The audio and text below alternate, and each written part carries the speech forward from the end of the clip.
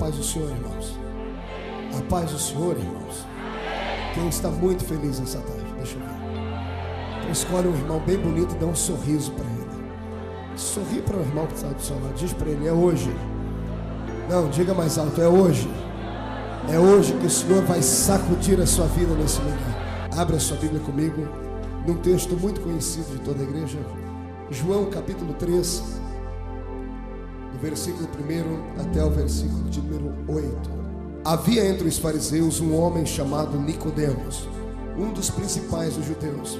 Este de noite foi ter com Jesus e lhe disse: Rabi, sabemos que tu és mestre vindo da parte de Deus, porque ninguém faz os sinais que tu fazes se Deus não estiver com ele. A isto respondeu Jesus: em verdade te digo, que se alguém não nascer de novo, não pode ver o reino de Deus. Perguntou-lhe Nicodemos: como pode um homem nascer sendo velho? Pode porventura voltar ao ventre materno e nascer uma segunda vez? Ao que respondeu Jesus: em verdade te digo, que quem não nascer da água e do Espírito não pode entrar no reino de Deus. O que é nascido da carne é carne, o que é nascido do Espírito é Espírito. Não te admires de eu te dizer isto, o que te importa é nascer de novo. O vento sopra onde quer, ouves a sua voz, mas não sabes de onde vem e nem para onde vai. Assim é todo aquele que é nascido do Espírito. Eu encontro uma história antiga, tão antiga quanto antiga é a Bíblia Sagrada. Fico aqui pensando qual dos obreiros que aqui estão atrás de mim que nunca ousaram pregar a história de Nicodemos. Falar de Nicodemos não é uma arte. Falar de Nicodemos é deixar com que as coisas do passado venham ter algum tipo de influência nas coisas do presente para transformarmos no futuro. Quando eu olho para a vida do doutor Nicodemos, eu me empolgo, porque este homem era um ícone na sua sociedade. Nicodemos não era mais um homem, ele era o homem. Nicodemos, se eu perguntasse a esta igreja que estuda, que ama a Bíblia, esses crentes que passam noites sem fio estudando, indo para faculdades, lendo livros sobre a Bíblia, eu tenho certeza que cada um teria aqui uma opinião acerca do doutor Nicodemos. Se eu perguntasse para vocês quem era Nicodemos, possivelmente alguém me diria assim: pastor Marcos, ele era um doutor da lei. Sim, ele era um doutor da lei, mas ele era muito mais que um doutor da lei, Alexandre. Ele era um instrutor bíblico de sua época. Ele era muito mais que um instrutor bíblico de sua época. Ele era um sacerdote. Ele era um sumo sacerdote de sua época. Ele era o homem da religião. Nicodemos era um homem que tinha dentro da sua mente o decálogo todo gravado. Ele tinha os 10 mandamentos. Ele tinha as atribuições da Bíblia do Velho Testamento, ou seja, o Torá, todinho guardado na sua mente. Nicodemos era um homem que qualquer pessoa, ao olhar para ele, ao visualizar a sua presença, chegava à seguinte conclusão: eis ali o retrato de um homem perfeito que Deus sonhou e gostaria que todos nós fôssemos como ele. Nicodemos era um homem que, além da nomenclatura santa, além de ser um pastor presidente em Israel, além de ser o professor bíblico da escola sabatina de Israel, além de ser um mestre da sinagoga e ainda mais pertencer ao sinédrio, à política judaica, Nicodemos também era o homem da aparência de santidade. Ele não tinha apenas o nome de santo, ele tinha também a sua aparência. Ele não saía de casa com roupas coloridas, ele não saía de casa com roupas apertadas, ele não saía de casa com uma roupa comum. Ele vestia-se de uma roupa de éfode, de linho branco, porque ele era um sacerdote. Ele não saía de casa sem ter na sua cabeça, sobre a sua cabeça, um chapeuzinho chamado mitra ou kippá. E às vezes a mitra vinha escrita assim: santidade ao Senhor. Nicodemos, além de usar este tipo de roupa e este chapéu que o ornamentava, ele não saía de casa sem antes passar um unguento, um azeite cheiroso e perfumado na sua barba, porque conforme ele ia caminhando nas ruas e quem passava perto dele sentia o bom cheiro da tradição judaica. Nicodemos, raramente você o veria sem ter debaixo dos seus braços um grande pergaminho embrulhado que traria ali dentro as leis, as profecias e tantas coisas mais. Ufa! Nicodemos era o homem, o sonho de todos os demais homens. Eu imagino que quando ele caminhava pelas ruas da cidade, quando ele encontrava com os judeus que tinham na mão seus filhos, quando tinha um filhinho do sexo masculino, quando o doutor Nicodemos passava, o pai parava, inclinava em reverência à santidade do doutor Nicodemos e fazia com que o seu pequeno filho se inclinasse também.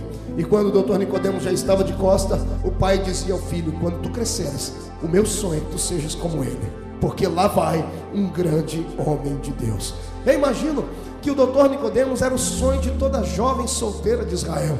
Eu imagino que quando as jovens passavam em grupinhos do lado da mãe e passavam perto do doutor Nicodemos, e o perfume daquele unguento que estava na sua barba, e o estereótipo do doutor Nicodemos, e a autoridade do doutor Nicodemos diante de todas as pessoas, faziam com que as moças sonhavam. E eu imagino elas diziam assim: se Deus me abençoar e eu for fiel a Ele, quando eu crescer, o Senhor vai me dar um homem como aquele ali. Doutor Nicodemos era o sonho de toda sogra. Toda sogra queria ter um genro como ele. Era o sonho de todo sogro. Todo sogro queria ter a filha desposada por um homem de moral. Ninguém nunca pôde apontar o dedo para o doutor Nicodemos e dizer: tu és mundano, tu és um homem que vive uma coisa e prega outra. Ninguém poderia jamais apontar o dedo para ele e dizer que ele era um promíscuo, que ele era um adúltero. Ninguém viu o doutor Nicodemos passar perto dos prostíbulos. Ninguém viu o doutor Nicodemos entrar dentro de uma feira e encharcar a sua cara com cachaça. Ninguém nunca viu o doutor Nicodemos esboçar um sorriso para qualquer que fosse mulher. Ele era um homem da santidade.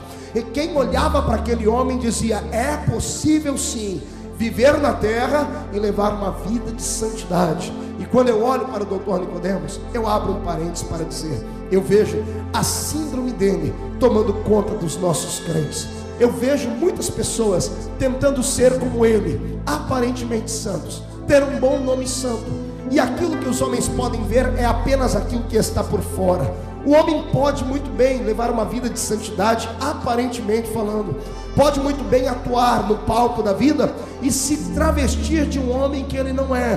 Pode muito bem fazer uma cara de santidade, vestir uma roupa de santidade, carregar a Bíblia debaixo do braço como se fosse desodorante, abrir a boca para não falar palavrões, não contar piadas e assim mesmo recitar versículos. Mas o íntimo do ser humano não pode ser medido por aquilo que ele estereotipa por fora. O ser humano não pode ser qualificado por aquilo que ele representa por fora, mas sim por aquilo que ele é por dentro. Porque quanta gente vive uma vida mascarada. E quando eu olho para o doutor Nicodemos, eu descubro um crente assim, um homem enrostido e aperfeiçoado por uma religião, um homem que não pregava por amor, não pregava por vocação, mas sim por profissão. Ele era um profissional da sua área, ele era o resultado de uma religião. E quando este homem estava diante dos homens, ele mostrava uma alegria que ele não tinha, ele mostrava um caminho que ele não seguia, ele mostrava um poder que ele não possuía. E a realidade da vida dele só era de fato uma verdade quando ele estava dentro da sua casa, sozinho, longe dos olhares de todos os homens. Quando eu olho para a vida do doutor Nicodemos, eu fico imaginando, como eu citei ontem à noite aqui, que a sorte da mulher adúltera. Glória a Deus, a paz do Senhor, irmãos. A paz do Senhor, irmãos. Quem está muito feliz nessa tarde, deixa eu ver. Então escolhe um irmão bem bonito e dá um sorriso para ele. Sorri para o irmão que está do seu lado, diz para ele: é hoje. Não, diga mais alto: é hoje. É hoje que o Senhor vai sacudir a sua vida nesse lugar. Abra a sua Bíblia comigo, num texto muito conhecido de toda a igreja, João capítulo 3, do versículo 1 até o versículo de número 8. Havia entre os fariseus um homem chamado Nicodemos, um dos principais dos judeus. Este de noite foi ter com Jesus e lhe disse: Rabi, sabemos que tu és mestre vindo da parte de Deus, porque ninguém faz os sinais que tu fazes se Deus não estiver com ele.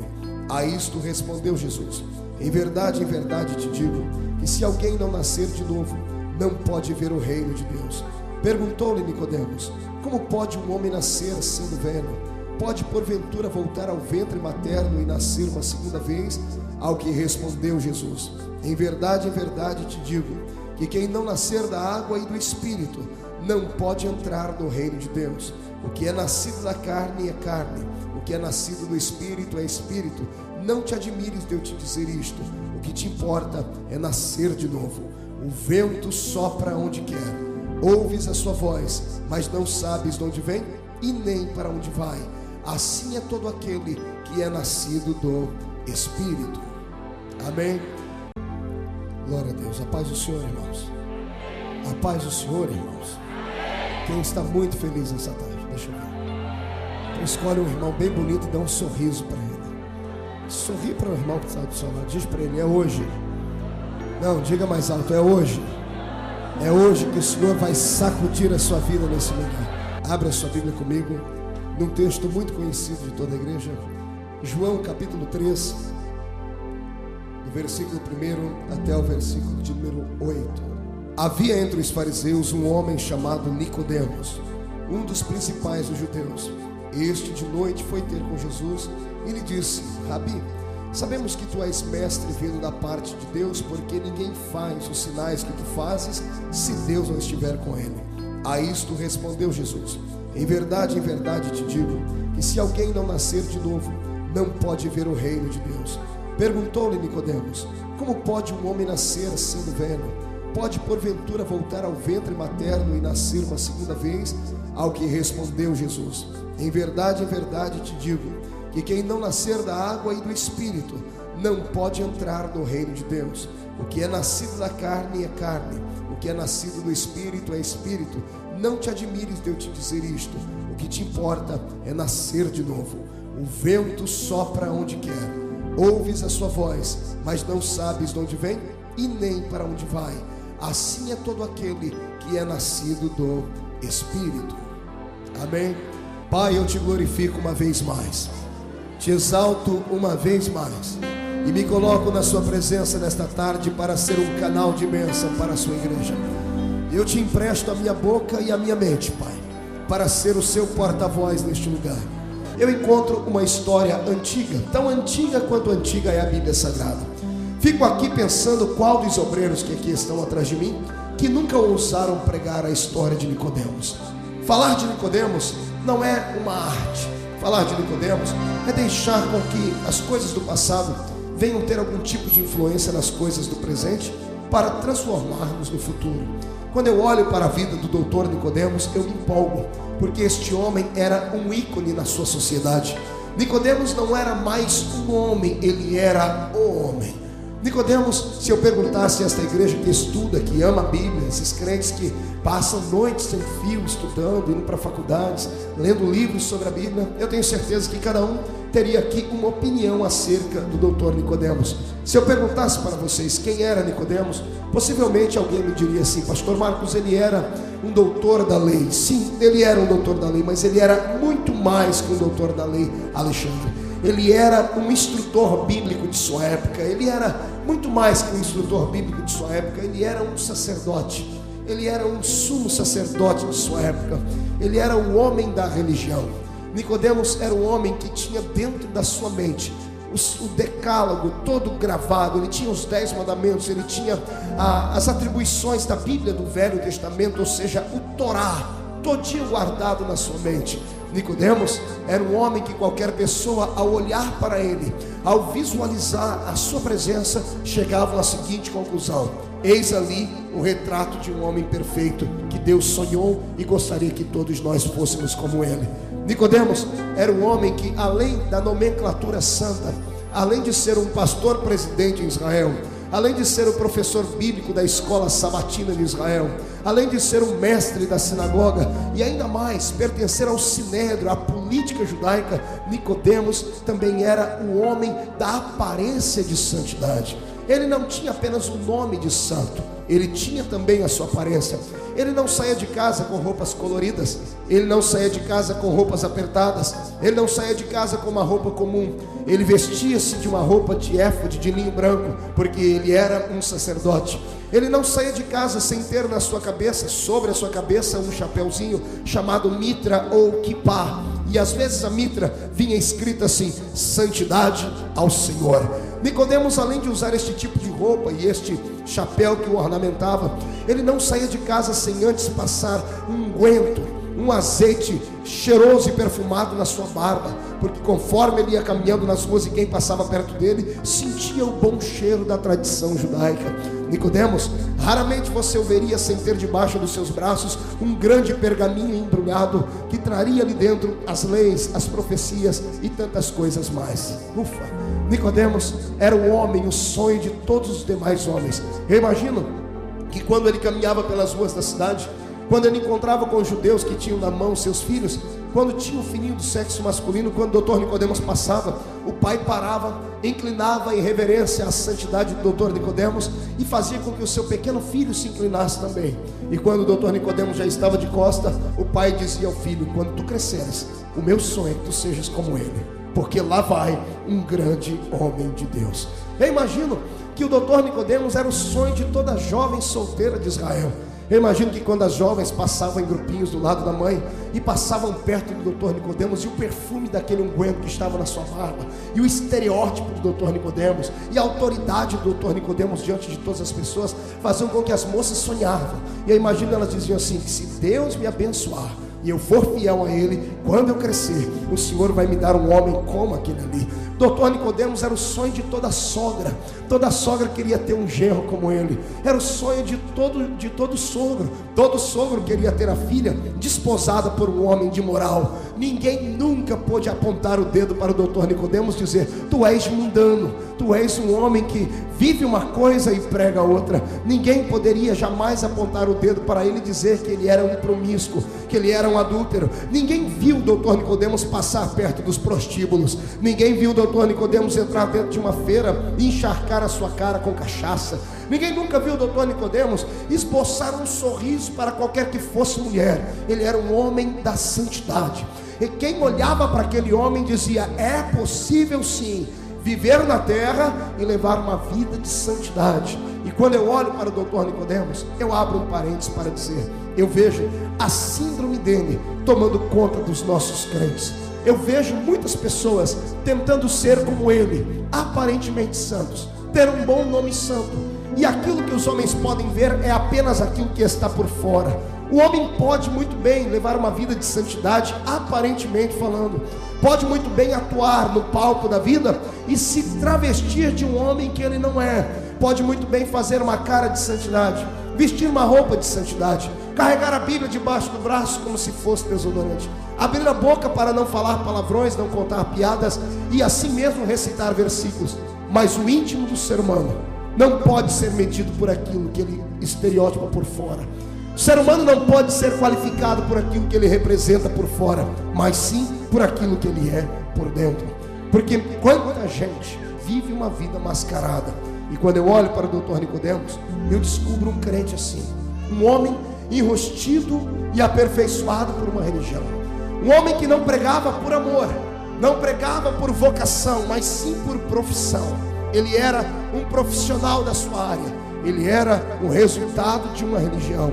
E quando este homem estava diante dos homens, ele mostrava uma alegria que ele não tinha, ele mostrava um caminho que ele não seguia, ele mostrava um poder que ele não possuía. E a realidade da vida dele só era de fato uma verdade quando ele estava dentro da sua casa, sozinho, longe dos olhares de todos os homens. Quando eu olho para a vida do Dr. Nicodemos, eu fico imaginando, como eu citei ontem à noite aqui, que a sorte da mulher adúltera foi que antes de conduzirem-na para o doutor da lei, levaram ela para o doutor Jesus. Porque o doutor da lei olharia para ela, invocaria todas as passagens bíblicas acerca daqueles que adulteram e diria: matem-na em nome de Deus. E ela seria trucidada, vilipendiada, morta, humilhada, por causa de um homem que tinha autoridade na sua mão, que tinha a Bíblia dentro da sua cabeça, mas que não tinha a paz dentro do seu coração. Quando eu olho para o doutor Nicodemos, eu dou uma olhada no meio da igreja agora e fico imaginando: quem entre nós é possuído pela síndrome de Nicodemos? Quantos de nós, que aparentemente falando, somos os primeiros a irem para o céu quando a trombeta tocar? Pessoas que aparentemente são santas, vestem uma roupa de santidade, cuidam da aparência, cuidam do cabelo, não se pintam, não se maquiam, não vão para a frente de uma TV, não colocam roupas escandalosas, colocam roupas como a religião manda, mas que por dentro são seres humanos frios, insensíveis, não são alegres, não têm paz, não conseguem adorar. entram para dentro de uma reunião como essa e são verdadeiras estátuas de igreja. São crentes que representam, aparentemente falando, aquilo que a igreja pede. Mas quando Deus desce na reunião, Ele não pode abrir a boca para glorificar, porque é santo demais. E acha que sorrir é pecado, acha que levantar a mão é pecado, acha que abraçar o irmão é pecado, acha que dar um beijo na face do irmão é pecado. Nesta tarde eu venho contra você no nome de Jesus, para profetizar que a verdadeira alegria da fé é você estar aqui dentro e ser feliz. Se pudesse hoje, nesta tarde, resumir a Bíblia Sagrada em apenas uma palavra acerca do pensamento de Deus para o homem, eu resumiria a Bíblia em uma palavra: felicidade. Diga comigo, felicidade. Chama a atenção dele e diz: você tem felicidade?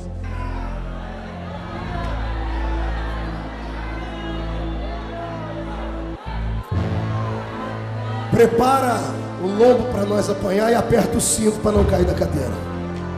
Tem um Deus no céu interessado na sua saúde emocional nessa tarde. Deus não quer que você viva uma vida como os outros querem que você viva. A pior coisa que tem na vida é você fazer aquilo que os outros querem que você faça.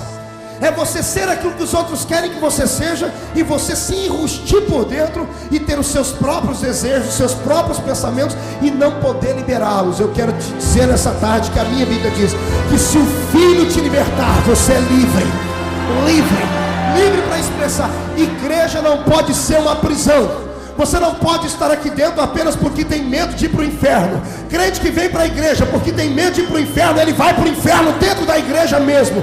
Você tem que estar aqui dentro porque é apaixonado por Jesus. Tem que estar aqui dentro porque consegue sentir a presença dele. Eu conheço o crente apaixonado só de olhar nos olhos dele. Eu conheço o crente alegre só de olhar para a cara dele. Amado, não importa quem está pregando nem quem está cantando, ele tem um sorriso nos lábios, ele tem brilho nos olhos, ele é apaixonado por Jesus. Não pelo que Jesus vai dar, mas pelo que Jesus já deu à vida dele. Ele sente alegria. Quem é que é feliz aqui neste lugar? Então abre a boca para glorificar.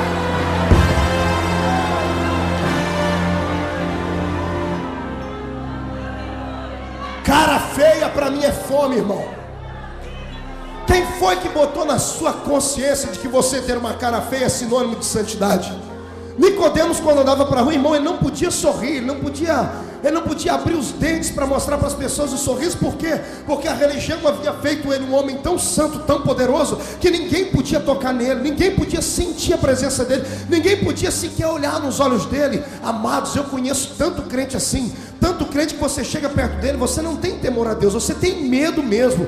Parece que o cidadão vai abrir a boca só para te amaldiçoar. Pessoas que entram no nosso meio e ficam sondando o jeito da gente ser, o jeito da gente vestir, o jeito da gente olhar. Amado, o seu cabelo vai até o pé, a roupa também, mas a sua língua acompanha o mesmo tamanho do cabelo e da roupa. Não adianta ser desse jeito. Você tem que ser feliz. Se você está aqui dentro e não consegue adorar, eu conheço crentes assim que entram numa reunião como essa, e ao invés de sentir Deus, eles ficam atormentados. Por quê? Porque ele olha de lá, tem uma mulher pintada, olha de lá, tem uma mulher com o cabelo cortado, olha de lá, tem uma outra com a roupa justa, e ela diz: não pode ser assim. Mas não é que ela não quer que a pessoa seja, é que a própria pessoa, essa que está olhando, morre de vontade de ser como ela, morre de vontade de pintar o rosto, de cortar o cabelo, mas não tem coragem, é frouxo mesmo, não tem coragem. Aí vê os outros que tem coragem, quer mandar a alma dele para o inferno. Deixa eu dizer uma coisa: cuida da sua vida nessa tarde, deixa a sua experiência com Deus e deixa os outros seguirem o caminho deles.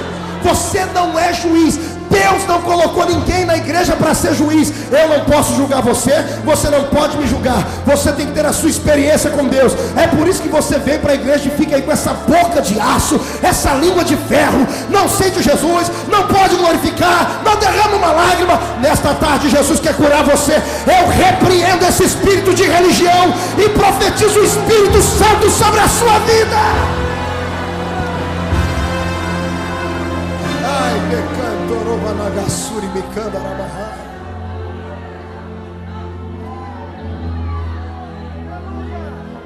Nicodemos era ensinado a amar a igreja, a placa do judaísmo, mas ninguém nunca ensinou ele a amar o Senhor. Sabe o que falta no nosso meio hoje? Não é poder. Poder temos bastante. Por isso que eu tenho pedido: Deus, me deixa pregar aquilo que o povo precisa ouvir e não o que o povo quer ouvir. Porque na mente do povo não vamos ouvir o pastor Marcos, mas nós vamos dar uns golpes de Kung Fu igual ele dá no púlpito. Mas poder vocês têm demais. O que está precisando acontecer no nosso meio é uma mudança por dentro. Aqui. Ontem eu vi pastores chorarem aqui numa mensagem tão simples. Por quê? Porque nós somos cheios de religião. Somos mascarados. Vivemos uma vida porque a religião pede. Temos obreiros aqui que a concepção dele é uma, mas ele faz outras coisas. Por quê? Porque tem medo de perder o salário dele, tem medo de perder a igreja, tem medo de perder tudo aquilo que lhe deram. E aí o que acontece? Ele prega uma coisa, ele prega a verdade, mas vive uma mentira por dentro. O que é que você diz que a Bíblia, o que é que você entende quando a Bíblia diz assim: do que adianta ganhar o mundo inteiro e perder a sua alma? É disso que a Bíblia está dizendo. Você cansar de ensinar, você cansar de pregar sobre o amor, falar e não viver.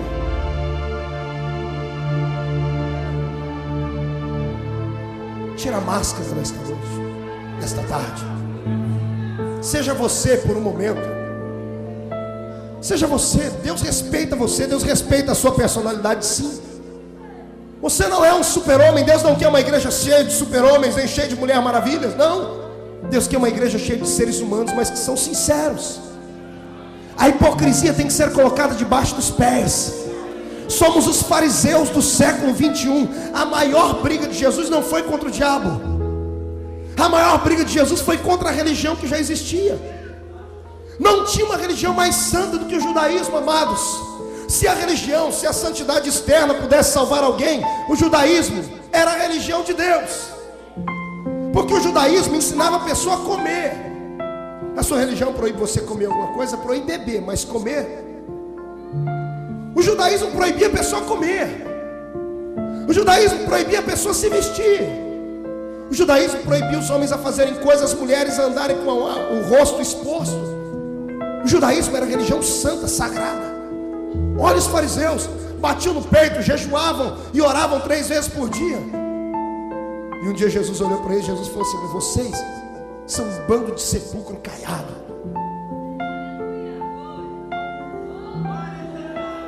Vou lhe dizer uma coisa que vai mexer com a sua estrutura. Não existe nada que você possa fazer para ser salvo, a não ser crer. Você entendeu? Pastor, calma aí, não foi isso que me ensinaram, te ensinaram errado. Não há nada que o ser humano possa fazer para ser salvo a não ser crer. Salvação não é por obras para que ninguém se glorie delas. Salvação é um presente. Como eu disse ontem, ele olhou para você, foi com a tua cara e disse: você é salvo, e ponto final.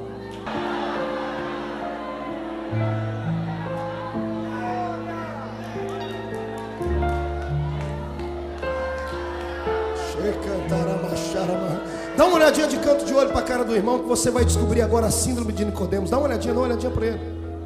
Dá uma olhadinha para o outro. Vou te dizer agora, olha para mim.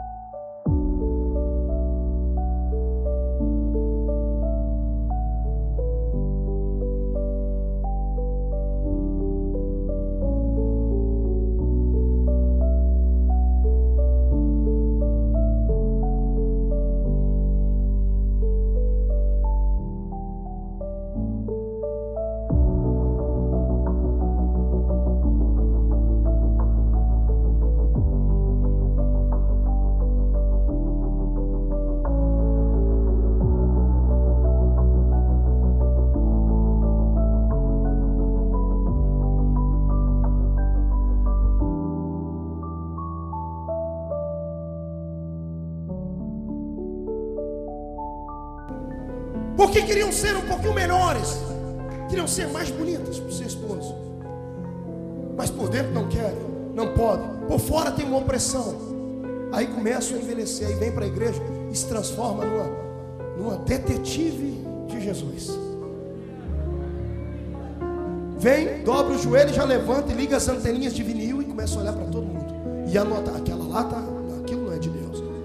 Aí quando tem uma oportunidade, aí tem uns que chegam até a profetizar. Está na hora de Deus consertar. Deus tem que consertar você primeiro, irmão.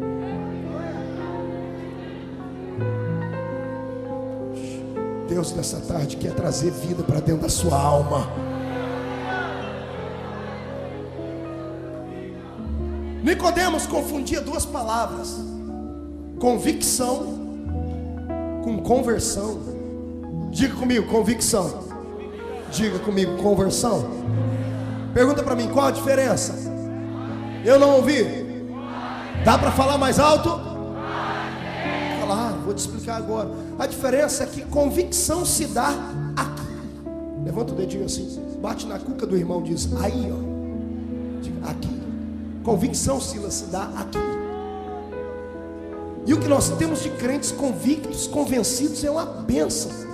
Cidadão vem para a igreja Assembleia de Deus, porque não, eu vou para ali, porque segundo a minha análise sintática teológica, é a melhor igreja que tem.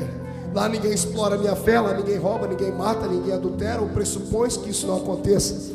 Lá é uma igreja organizada, é uma igreja que tem nome, tem renome. Eu vou estar do lado de pessoas que podem ser influentes e vão me influenciar, eu vou ganhar status, isso é convicção. Não, eu vou para lá porque lá minha família está, o meu marido está, o meu filho está, então é conveniente eu estar ali. Aí vem o cidadão, a gente pensa que ele se converteu só porque está vestindo igual a gente. Aí ele se veste igual a gente, tem a mesma carteirinha que a gente, até é batizado igual a gente. Só que você senta perdendo no culto, irmão. A única coisa que você sente é arrepio de frio. Que acontece milagre quando a pessoa está na igreja. Cai leve em cima dela. Ela é tomada pela razão. Tudo para ela é analisado sinteticamente aqui. E você olha para o cidadão, irmão, não tem vida. Parece um zumbi, meio morto, meio vivo. Isso não é só aqui não. Aqui também, né, senhores? Isso é convicção. Diferente de conversão. Se convicção é a cabeça cheia, conversão não se dá aqui, conversão se dá aqui. Amar. E ninguém entende mais de amor do que Deus. Por isso que Ele é amor. Estava na Bahia uma vez pregando, eu sempre conto essa história, parece uma história de terror evangélica. Estava pregando lá na Bahia e o pastor me mostrou uma irmã na igreja. Sabe essas irmãs que quando você olha para ela, você diz, meu Deus, corre o bilhetinho, bota o meu nome no caderninho de oração. Ela assim, baiana, né? Baixinha, redondinha, cabelinho branco, coquezinho na cabeça, aquela cara, parecendo a dona Benta do Sítio do Capão Amarelo. É uma mistura daqui. Vovó. E o pastor disse, Marco, aquela mulher quase me matou um dia desse. E por quê, pastor? Ela chegou em mim e disse assim, pastor, ore por mim porque eu estou doente. E o pastor disse, em 30 anos que eu lhe pastorei, a senhora nunca pediu oração. Então se está pedindo é porque está necessitada mesmo. Vou orar agora e pela tua fidelidade o Senhor vai lhe curar. E ele disse, onde está a doença? E ela apontou para o coração, disse aqui. E ele disse ritmia cardíaca? Ponte safena? O que é? Ele disse, não pastor, não é no coração de carne, é no outro coração. Sabe que o crente tem dois corações. O de carne que pulsa sangue e o coração do espírito que pulsa sentimentos. Se o coração de carne está bem, agora do espírito que pulsa sentimento está doente. Ele disse por quê? Ela disse, pastor, eu não amo meu marido. E o pastor disse, mas brigou com ele, irmã, perdoa. Ele disse, não pastor, não é que eu não amo agora, eu nunca amei meu marido. E o pastor olhou para ela e fez essa pergunta que qualquer um faria, por que casou com ele se não amava? Eu sou de uma época que a gente não escolhia marido, pastor, era o pai da gente. Tinha 16 anos, papai chegou feliz na mão com um papel, um telegrama, sorrindo, o olho dele brilhando, dizendo, filha, o seu noivo está chegando aí. Quando tu eras pequena, eu e um amigo, compadre, apresentamos você para o filho dele, e eu prometi você para o filho dele, quando ele terminasse de se formar. Ele já se formou, é médico, e agora ele está vindo para receber você. Porque na época era assim que funcionava. Detalhe, 50 anos de casada. Ela dormiu, tentou dormir. 6 horas da manhã o pai bateu na porta do quarto para convidá-la para ir à estação ferroviária de Salvador. Quando ele bateu na porta, ela já estava pronta, ela nem conseguiu dormir. Chegou na estação ferroviária de Salvador. E lá longe, bem longe, via-se a fumacinha da Maria Fumaça. E o barulhinho, né? Piuí, piuí. Ela disse que cada vez que fazia piuí lá, o estômago dela embrulhava, dava aqueles desarranjos. Emoção. Imagine você, sabendo que está chegando o seu noivo, seu príncipe encantado. Geralmente o príncipe vem em cavalo branco. Esse estava vindo dentro de um trem. Ai, Jesus.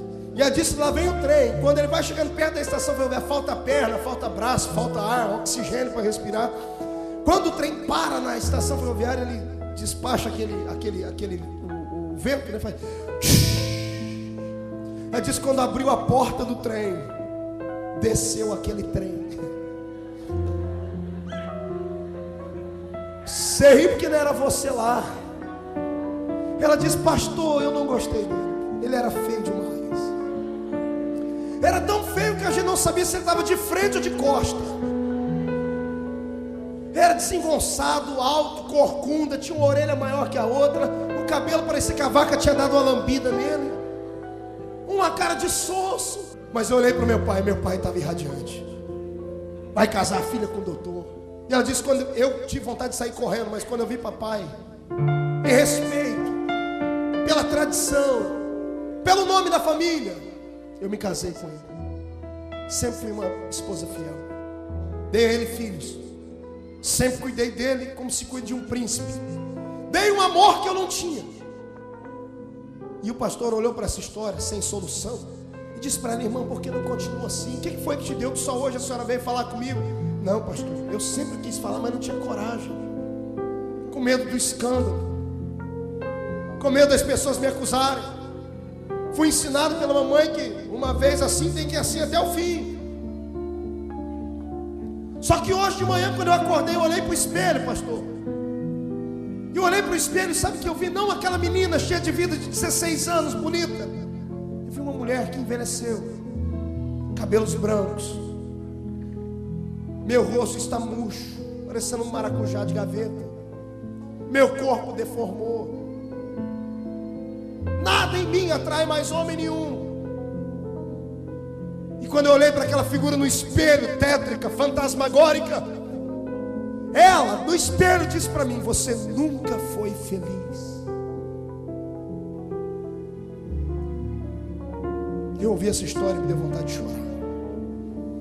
Peguei o nome dela, fui para o quarto do hotel orar. Coloquei debaixo do meu joelho e disse, Deus, é uma história que só o Senhor pode resolver. O que você vai dizer para uma mulher dessa? Pastor, o senhor que tem psicologia pastoral, vai mandar ela largar? Quem é que vai querer uma mulher com quase 70 anos de idade? Vai mandar ela conviver com o marido, empurrar a vida com a barriga e esperar a morte chegar? Pedir, Deus, faz despertar o amor no coração dela. Só o Senhor faz isso. Enquanto eu orava em lágrimas por ela, o Espírito me visitou e disse, está com pena dela? Estou. Então o Senhor disse ao meu coração, então tenha pena da minha igreja. Eu disse, por quê? Porque tem de gente na igreja que diz que me ama, diz que é minha noiva, que vai se casar comigo, mas que nunca sentiu nada por mim. Querem aquilo que eu tenho para dar, querem as bênçãos, mas não querem compromisso. Estão na igreja porque o pai e a mãe obrigam, estão na igreja porque a família inteira está, mas não sente um carinho por mim. Incline a sua cabeça.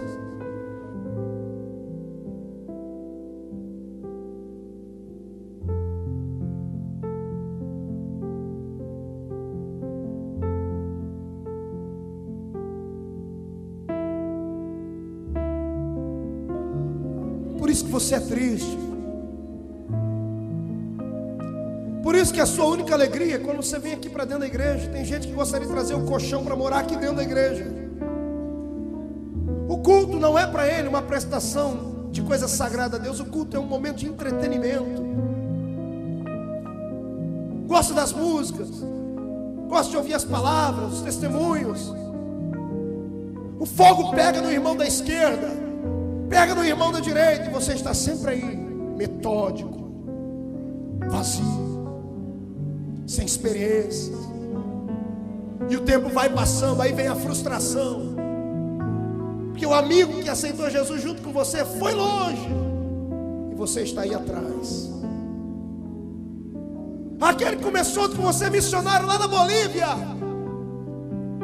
e você na malemar consegue ficar de pé dentro da igreja. Seus sonhos foram bloqueados. Por quê, pastor? Qual foi o meu erro? O seu erro foi se envolver demais com a religião.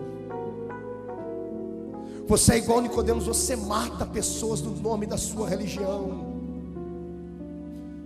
Tu és mais santo do que Deus.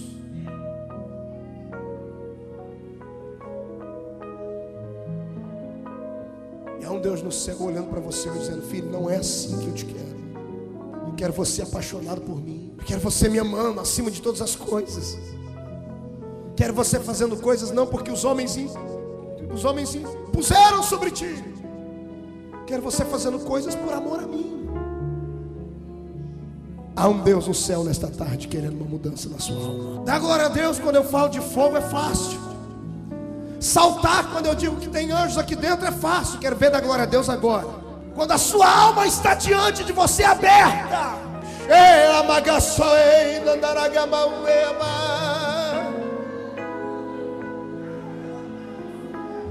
Quanta gente aqui dentro mascarado igual Nicodemos.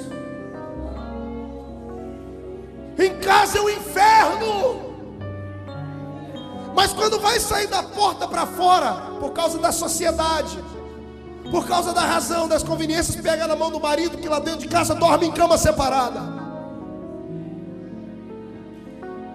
E o marido ainda disse: se você contar para alguém eu te bato. Aí vem para dentro da igreja. Aí ninguém sabe por que você só chora. Ninguém sabe por que você não sente Deus. Aí lá na frente há uma tragédia te esperando. Aí você não sabe por que acontece desgraças no nosso meio. Uns meses atrás eu encontrei um pastor e eu chorei com ele. Eu vi que ele estava triste, quebrantado demais. Me aproximei dele e disse: pastor, me ajuda. Ele dizendo para mim. Cheguei em casa esses dias, no apartamento. Eu sempre fui irredutível, inflexível com as coisas da igreja, com a doutrina, com isso, com aquilo. E o meu filho mais novo era o que mais me deu trabalho. Passei perto do quarto do meu filho e vi a porta entreaberta.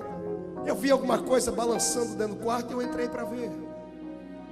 Domingo à tarde, na parede o nome do meu filho embaixo escrito: ama Jesus. E do lado disso o filho enforcado, 16 anos de idade. Por que uma criança se enforcou? Filho de crente, filho de pastor. Porque a opressão em cima de quem é crente é muito grande. Obrigamos que todo mundo seja como nós e não respeitamos os sentimentos. Nesta tarde eu profetizo que vai descer um bálsamo sobre nós. Tu vai sentir o amor de Deus. Não olhe para o céu e veja um Deus que na mão esquerda tem um chicote e na mão direita tem um cajado para lhe bater. Não, olhe para o céu e veja um Deus com os dois braços abertos, olhando para você dizendo: eu te amo.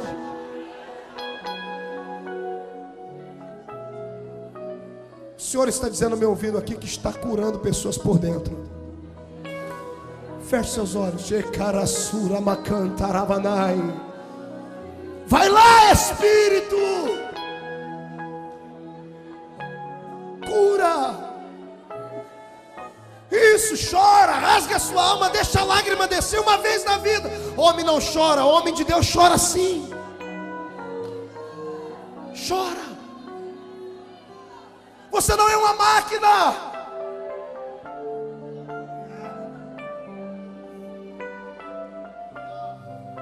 Sinto Deus aqui, Júnior.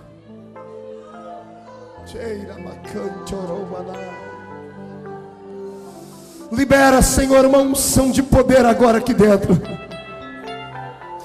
Onde o Senhor encontrar um crente que te serve por amor, Pai, faz ele ficar alegre. E onde houver aquele que não te serve por amor, por imposição, Pai, deixa ele quietinho do jeito que ele está, para nós descobrirmos quem ele é, para curarmos. Mas onde houver alguém, ó Pai, que é apaixonado por Ti, faz explodir a Sua glória dentro dele. Se você serve a Deus por amor de verdade, levante a mão para cima e glorifique a Ele. Ore em outras línguas agora.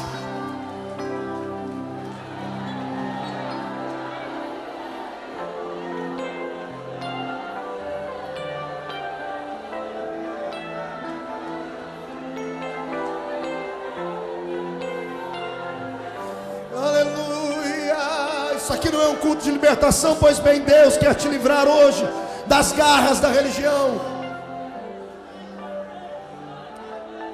Jesus está tendo compaixão de ti, está tendo misericórdia de ti. Misericórdia é pegar alguém que está sofrendo e colocar ele dentro do seu coração. É isso que Jesus está fazendo. Você vai ser feliz. Se vai sim. Eu profetizo que antes de você sair daqui, o demônio da tristeza, que já está arrumando as malinhas dele, vai ter que se mudar lá para o Polo Norte. Quando você chegar em casa, vai chegar aliviado, vai sair daqui com tanta alegria, que por onde passar, a sua sombra vai curar as pessoas no meio da rua. Vai sair daqui tão animado, pastor, companheiro que está pregando, se for sensível e ouvir essa mensagem, dizer, eu preciso ouvir ela.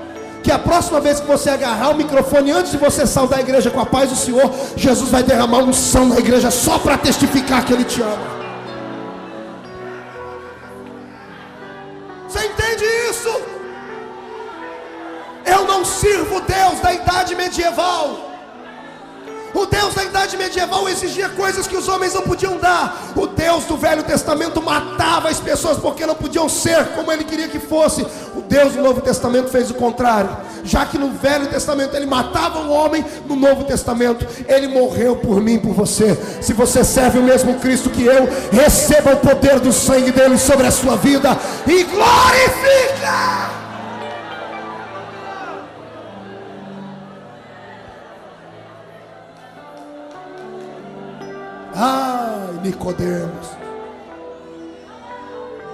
Nicodemos ensinava o caminho do céu,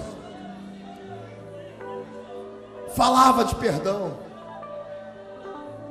mas só daqui para fora. Diante dos homens ele era um imortal. O problema dele não era diante dos homens, era quando entrava dentro de casa. Quanta gente que aqui dentro é uma coisa, né? E quando entra dentro de casa, a máscara cai.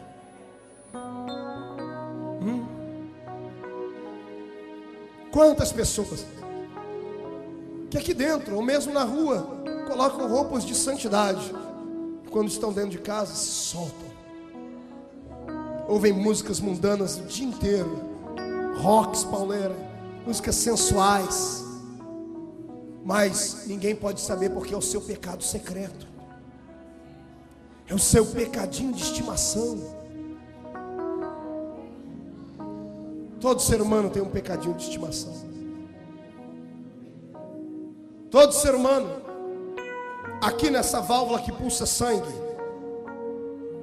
tem histórias escondidas que, se as outras pessoas descobrirem, é tão vergonhoso que você queria abrir um buraco e pular dentro. Quem aqui não tem um segredo? Qual ser humano não tem um segredo? Tem pessoas aqui que, se contassem para nós, se Deus hoje resolvesse entrar aqui dentro e dizer, olha, eu vou transformar essa parede numa tela de cinema, e todos que estão em cima desçam, porque eu vou passar aqui um filme. Os anjos estariam cercando a igreja, ninguém entrava nem saía. E Deus ia pegar aqui esse púlpito, ele não precisava de microfone, porque a voz dele é como voz de muitas águas. Ele diria assim, gente, eu estou cansado com a hipocrisia de vocês. Estou cansado com a vida dupla que você vive. Então hoje eu resolvi mostrar para todo mundo quem é que você é de verdade.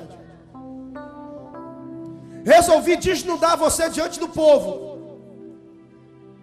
Porque diante do povo você é um santo, uma santa.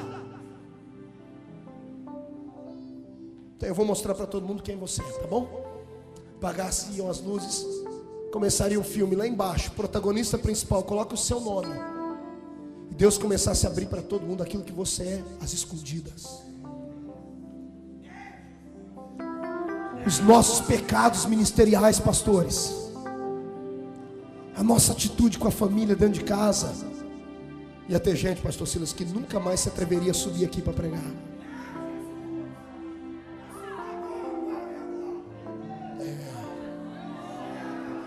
Me incentiva que eu prego mais. Me incentiva que eu prego mais.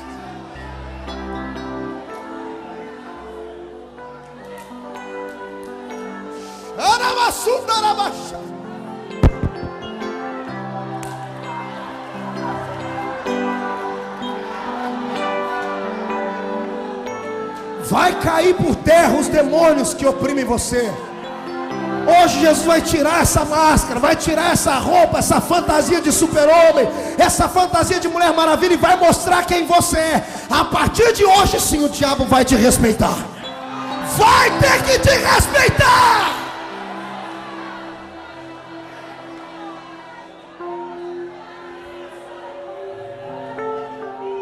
Ai, Jesus.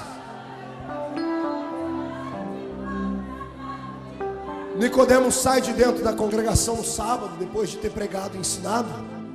Está andando na rua, peito estufado, barriga murcha, cara fechada. As pessoas vão passando perto dele, todo mundo vai inclinando a cabeça e ele vai andando. Super-homem, vai andando. Um gigante. Quando entra dentro de casa e ele fecha a porta atrás dele, ó Nicodemo, pergaminho debaixo do braço. Vou passando, todo mundo inclina a cabeça, ok? Vamos lá, 1, 2, 3. Isso, respeito. Cadê? Inclina a cabeça. Isso. Cara fechada. Me dá bom dia, me dá bom dia. Fala bom dia.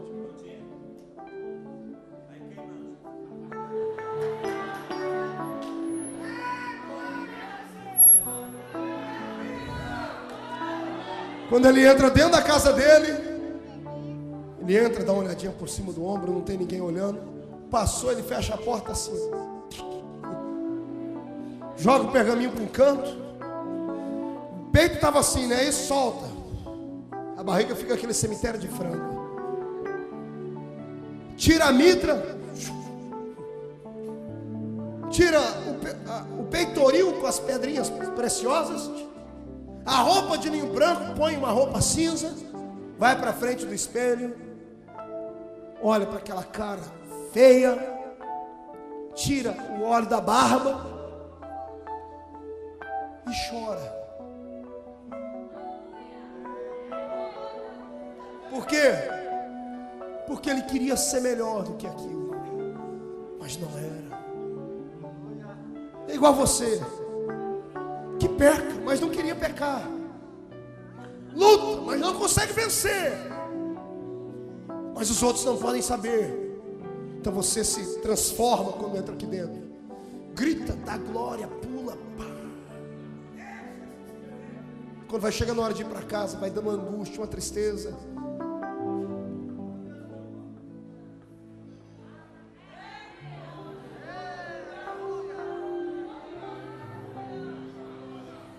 Lá em cima no céu, Deus debruçado na janela, olhando para ele, fazendo assim. Ganha o mundo inteiro. Está perdendo a sua alma. Ele não dormia de noite. Alguém disse que ele foi ter com Jesus de noite porque ele era importante. Mentira.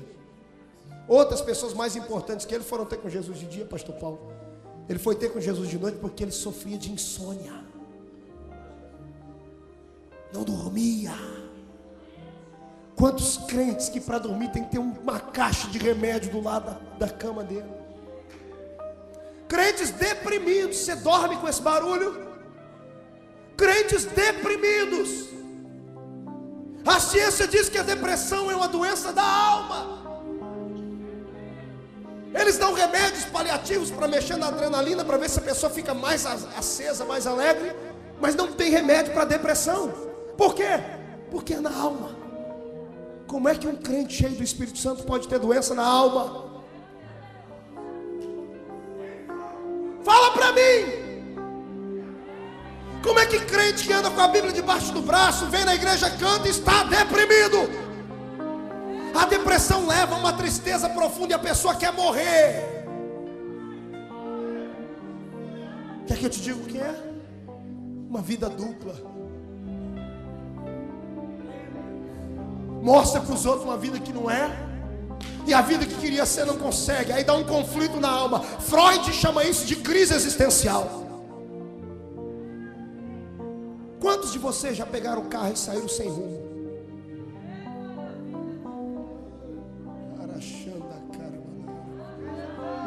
Isso é revelação. Quantos de vocês essa semana disseram: Deus, por que eu nasci? Me mata. É o grito da sua alma.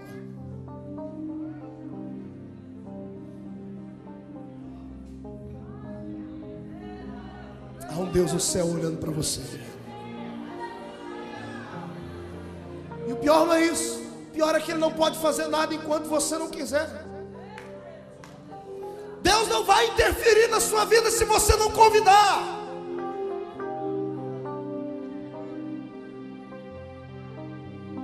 Nicodemos acorda de noite, que ele dorme de cá, vira para lá, travesseiro parece que tem espinhos. Levanta, vai na cozinha, pega um pouco de água, bebe, escora na geladeira, olha a luzinha do micro-ondas acesa. Estou contemporaneizando a mensagem, né? Aí ele começa a beber aquela água, ela desce quadrado a água. De repente uma luz, puf. Ele lembra que alguém de manhãzinha disse assim: olha, tem um tal de Jesus aí, e ele vai dar uma palestra na casa do fulano de tal. Dizem que até morto ele ressuscita. Por um momento ele encontra uma luz no fundo do túnel.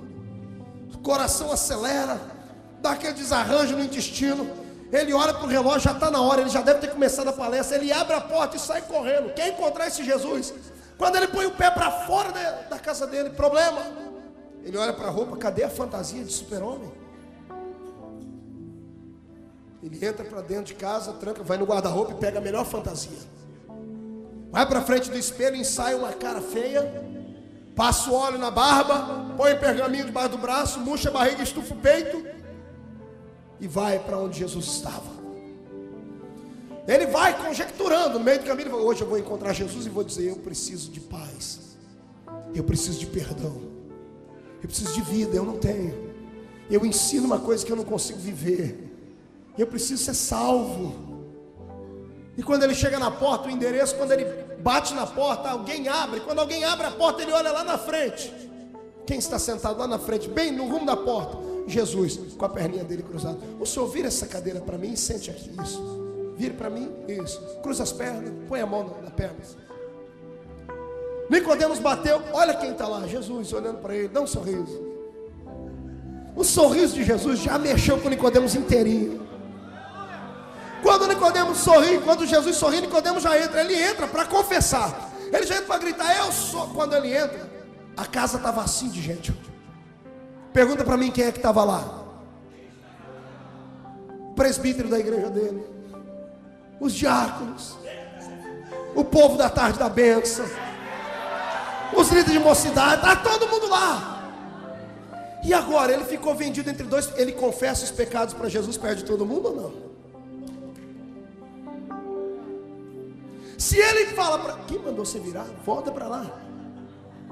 Se ele fala para Jesus: ei, eu vim aqui porque eu sou um desgraçado, cego, pobre, eu preciso de paz. Ele ia ganhar Jesus, mas ia perder a multidão. Ele ia perder o salário dele da igreja. Ele ia perder o status diante do povo. Ele ia perder o carinho. Os holofotes não estariam mais sobre ele. Mas em compensação ele ia ter paz. Ele ia para o céu direto. Ele ia desfrutar de uma alegria que só sente quem é salvo em Jesus de Nazaré. Mas pergunta para mim o que foi que ele escolheu. ele preferiu os holofotes do que o perdão. Ele preferiu uma vida fantasiosa do que confessar para Jesus quem ele era. Aí ele esquece a salvação, esquece a tristeza da alma e faz aquilo que ele melhor sabia, atuar. Levante a mão para cima, agarra o ombro do irmão, chacoalha ele e diz: você é um ator?